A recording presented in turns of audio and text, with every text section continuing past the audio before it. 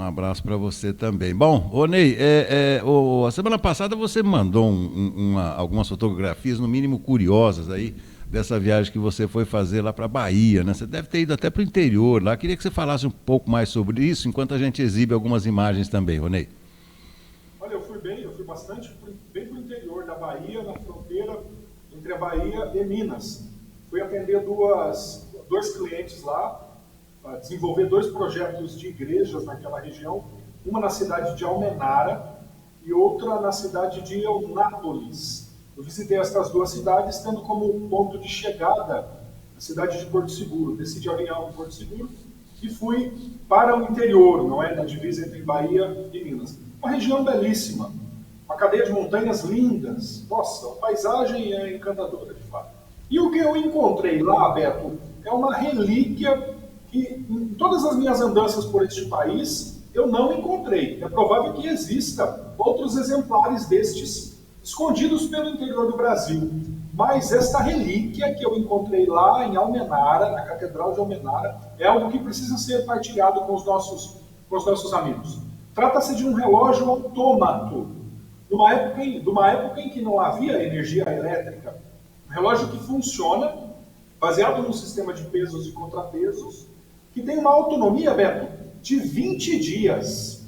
Esse sistema de pesos e contrapesos faz este relógio funcionar perfeitamente, medindo o tempo com precisão por um período de 20 dias. Após estes 20 dias, o sistema de pesos e contrapesos precisa ser reequilibrado para que ele possa, assim, fazer o relógio movimentar. Este relógio que vocês estão vendo aí na imagem, a máquina, né, a maquinaria dele, possui 60 centímetros por 60 centímetros e ele movimenta 4 relógios da torre. Um relógio em cada face de uma torre de formato quadrangular. Não é? É algo belíssimo, Beto, que vale a pena compartilhar com os nossos ouvintes. Ô, Rony, tira uma dúvida que acho que deve estar ocorrendo a todos que nos acompanham nesse momento, porque a gente é do tempo do relógio de corda, né? Aliás, há quem até hoje use o famoso relógio de corda, tem muita gente que fala que ele é até mais preciso, mas esse aí, então, pelo que você está falando, de 20 em 20 dias tem um ajuste desses pesos, mas não tem corda, né? Não tem nada a ver. Não tem corda, mas é o mesmo princípio da corda. Eu explico.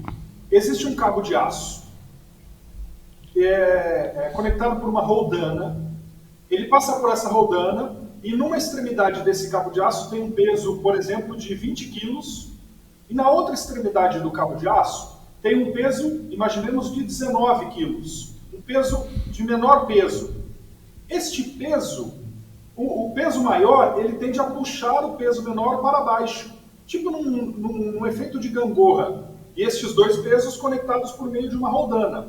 De tal modo que ele vai descendo vagarosamente. Enquanto ele desce, ele puxa o peso menor para o alto. E esta movimentação faz o relógio funcionar. E o comprimento deste cabo de aço, ele dura 20 dias. Após este período, algum funcionário da igreja precisa ir lá e reposicionar o peso para que o peso mais pesado, para que esse bloco mais pesado, puxe o mais leve para o alto novamente. Então é este movimento de um sistema de pesos e contrapesos que faz o relógio funcionar. É o mesmo princípio da corda, só que a corda, ela tensiona uma mola. E quando esta mola perde a tensão, a corda precisa ser reajustada. É o mesmo princípio. Inclusive, o termo corda vem do sistema de pesos e contrapesos, que funcionava por meio de uma corda, que hoje foi substituída por um cabo de aço. Mas o princípio é o mesmo. Então, quando você diz que você vai dar corda no relógio, é porque você vai reequilibrar o sistema de pesos e contrapesos, que antigamente funcionava com uma corda. Hoje, os relógios que nós conhecemos, que a gente diz que dá corda, ele funciona com molas. Então, seria tensionar a mola, o termo correto. Mas, como na origem eram cordas, a gente diz que vai dar corda no relógio. Entendi. Não, ficou claro, sua explicação claríssima. Realmente aí a haste vai vai subindo, chega num momento que você tem que descer essa haste. Agora, você que é um exímio conhecedor aí de igrejas, já fez vários projetos, né? Deixa eu aproveitar um pouco e lhe perguntar sobre as torres. Eu digo isso porque tem uma cidade que eu frequento muito e tem uma igreja de São Francisco de Assis, e aquilo me causa muita surpresa, porque quando eu vou correr de domingo de manhã, eu sempre passo pela igreja e rarissimamente os relógios estão certos. É uma torre, tem quatro lados, o que é normal nas torres de igreja. Por que é tão complicado acertar relógio nessas torres aí, Ronei? Olha, eu digo isso porque dificilmente eu encontro uma torre com um relógio que funcione adequadamente. Primeiro aspecto, Beto, é saber se esse relógio é um relógio mecânico autômato. Provavelmente não seja. Se ele for um relógio eletrônico, aí precisa ter um bom profissional para fazer esse ajuste. Agora, se for um relógio tal como este que nós estamos vendo, Beto, eu só conheço um profissional no Brasil que faz este ajuste. E este profissional já está lá com seus 80 anos. Ele diz que está treinando o filho, mas que se o filho não quiser assumir essa responsabilidade, nós não teremos um outro profissional para fazer esse ajuste. O padre, que é responsável por esta paróquia lá no interior de Minas, ele disse que este relógio ficou parado por anos, porque não encontravam um profissional que pudesse fazer o ajuste. Porque é uma maquinaria, Beto, espetacular, riquíssima. Só que nós não temos, infelizmente, profissionais hoje, atuais, que possam nos ajudar a fazer esses ajustes. Eu confesso para você que se esse relógio parar, este relógio que nós estamos vendo no vídeo, se esse relógio parar, nós teremos grande dificuldade para poder encontrar um profissional para fazer esse ajuste. Não sei se esse é o seu caso. Se for o caso da igreja que você está vendo, de fato, profissionais com esta habilidade hoje são raríssimos. Não, eu digo isso, olha, aqui mesmo em Limeira, o meu escritório ficava, aliás, nós já conversamos nele, hoje eu não ocupo mais lá no Vector Center, que é do lado, né, da Catedral de Nossa Senhora das Dores. E olha, Ronei, como eu tinha uma vista privilegiada, principalmente para o relógio, aqui também por muitos anos, os quatro lados da torre aqui da Catedral de Nossa Senhora das Dores, eles não se entendiam, sabe? Parecia que um apontava um horário, o outro apontava outro. Eu me lembro até que o padre, não sei se chegou a ser o padre Tadeu, hoje pároco da Catedral de Nossa Senhora das Dores, teve imensa dificuldade de acertar esse relógio. Inclusive, o acesso para essas torres nem sempre é o mais agradável, né? Ah, sim, o acesso é sempre difícil. Nesse caso da igreja que eu visitei, era uma escada muito estreita e um lugar muito alto. Mas é difícil, Beto. Tem que ter um profissional qualificado para fazer esse ajuste. Neste caso, dessa igreja que nós estamos vendo, é um único relógio que movimenta 4 mostradores. Então é uma única máquina que funciona para 4 mostradores. Eu não sei como é no relógio da catedral. Pode ser que sejam 4 relógios distintos, não é? Pode ser que sejam um relógio para mover 2 lados. Neste caso aí que nós estamos vendo, é um único relógio. Então acertou um único relógio, todos os outros 4 funcionam igualmente. Provavelmente o relógio da catedral sejam 4 relógios distintos, separados, não é?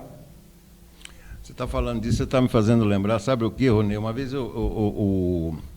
as torres, elas não existem por acaso, né? Porque as torres não são compostas apenas de relógio, mas principalmente pelos sinos, né?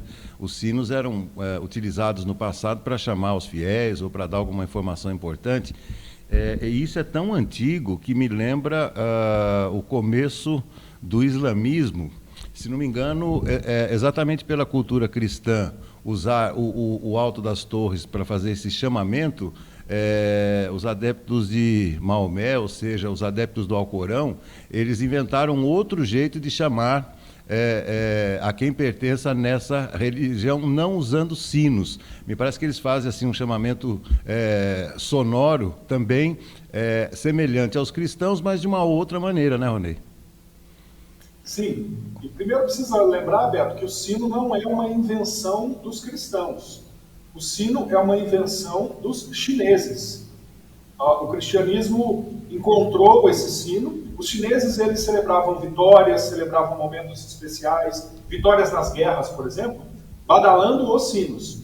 O sino foi introduzido na cultura cristã muito tempo depois. Nós assimilamos este elemento que é vinculado à cultura chinesa, vinculado à sabedoria chinesa.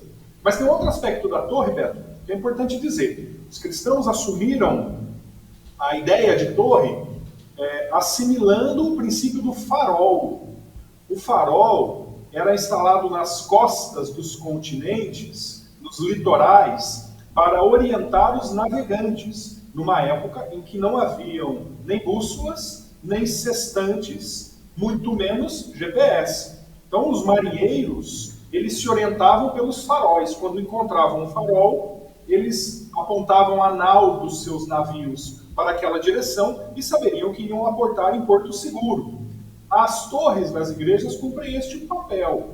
A ideia é dizer para os cristãos: aportem os seus barquinhos, direcionem os seus barquinhos para esta direção, que vocês aportarão em porto seguro. Estarão num ambiente acolhedor, num ambiente seguro, num ambiente favorável para a oração, enfim. As torres nas igrejas cristãs cumprem este papel: orientar os cristãos para que direcionem o seu caminhar para aquele sentido.